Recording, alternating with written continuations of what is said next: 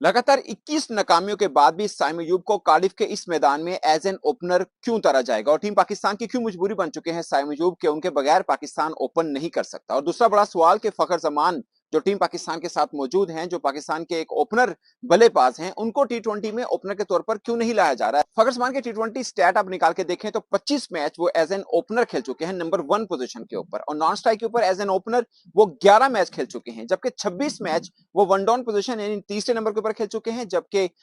13 match जो हैं वो फोर्थ पोजीशन के ऊपर खेल चुके हैं। वैसे वो 5वें नंबर पे भी खेल चुके हैं और 6ठे नंबर पे भी वो बैटिंग कर चुके हैं। टी20 के अंदर सबसे ज्यादा फ्लक्चुएट अगर किसी बल्लेबाज को किया गया तो वो फखर जमान है। मगर 2017 से लेकर 2020 तक, बल्कि 21 तक आप कर लें कि वो ओपन की पोजीशन में जरूर है, मगर पिछले 2 वर्षों में वो तीसरे चौथे बल्कि ज्यादातर चौथे नंबर के ऊपर बल्लेबाजी करते रहे हैं। ओपनर के तौर पर उनका स्ट्राइक रेट जो है वो 140 का है। अगर आप ओपनर के तौर पर देखें नंबर 3 तीसरे चौथे में वो 163 का स्ट्राइक रेट है उनका, यानी अगरचे कम मैचेस खेले हैं मगर इसके अंदर उनका स्ट्राइक रेट बहुत तगड़ा है। साफ है कि उनकी पोजीशन फोर्थ नंबर के ऊपर ज्यादा जानदार, ज्यादा जबरदस्त लग रही है खुद फखर जमान को भी कि वो ओपनर की बजाय चौथे नंबर पे खुद को कंफर्टेबल फील कर रहे हैं। टीम मैनेजमेंट में एक बार डिस्कशन हुआ कि फखर को क्या ओपनर के तौर पे लाया जा सकता है, मगर फखर जमान खुद इस चीज को इनकारी है कि वो ओपनर खेलें। वो नहीं चाह रहे कि पाकिस्तान जब वर्ल्ड कप के बिल्कुल कॉर्नर के ऊपर खड़ा है तो ऐसे में उनको ओपनर के तौर पर आजमाया जाए, क्योंकि वो चाह रहे हैं कि 2 वर्षों से लगातार वो तीसरे चौथे बल्कि चौथे नंबर के ऊपर बैटिंग कर रहे हैं,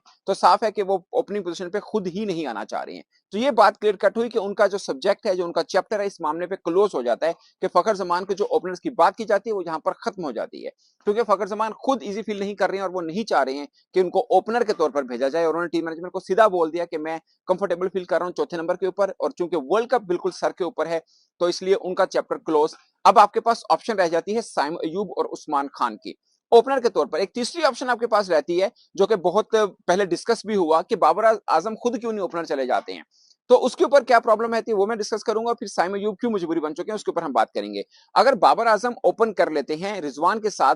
तो आपका वन डाउन पोजीशन थोड़ा कमजोर पड़ जाता है, तो उसके अंदर आपके पास ऑप्शन ये है कि आप साइम अयूब के साथ जाएं या फिर उस्मान खान के साथ जाएं। ये आपके पास ऑप्शन है। उस्मान खान जितने मैचेस खेले हैं टीम मैनेजमेंट उन पर भरोसा नहीं कर रही है, और शायद अब इनको थोड़ा रियलाइज हुआ है कि जल्दबाजी के अंदर फैसला किया गया और उनको टीम के अंदर लगाया गया। जो हम सब पहले कह रहे थे कि उनको फर्स्ट क्लास के सीजन 1-2 खिला लेने चाहिए, उसके बाद आपको उनको सोच लेना चाहिए, मगर चूंकि उन्होंने अपना यूएई का चैप्टर क्लोज किया तो टीम पाकिस्तान उस कुर्बानी की वजह से उनको टीम पाकिस्तान के साथ जोड़ रखा है। और ये बात मैं सिर्फ इसलिए भी कह रहा हूं कि उस्मान खान को उसके बाद चांसेस नहीं दिए गए हैं। अगर आप उस साइम अयूब के ऊपर बार बार मेहनत कर रहे हैं तो आप उस बीच में आप उस्मान खान पे अगर आपको भरोसा है तो आपको उसको उसके ऊपर भी ट्राई कर लेनी चाहिए, मगर पाकिस्तान क्रिकेट टीम जो है वो उनके ऊपर ट्राई आउट नहीं कर रही है। और बाबर आजम साफ कह चुके हैं कि जो कॉम्बिनेशन हम इंग्लैंड में मैदान में उतारेंगे वही वर्ल्ड कप में आपको नजर आएगा। तो उस्मान खान 15 में नजर शायद आए, मगर प्लेइंग 11 के अंदर फिल वक्त टीम मैनेजमेंट उनके ऊपर भरोसा नहीं कर रही, इसलिए उस्मान खान वाला चैप्टर क्लोज। दूसरा ये कि अगर बाबर आजम ओपन कर लेते हैं तो फिर आपके पास मिडिल ऑर्डर के लिए एक आपको वैक्यूम रहता है,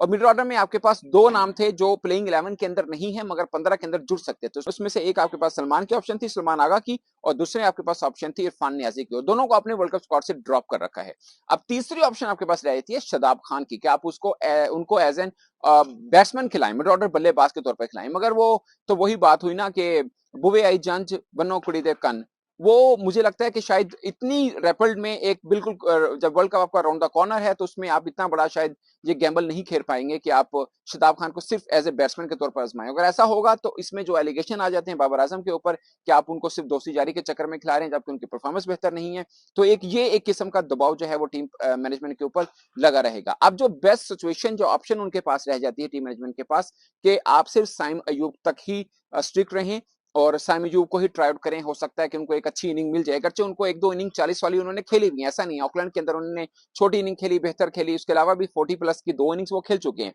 मगर टीम मैनेजमेंट जैसा उनके ऊपर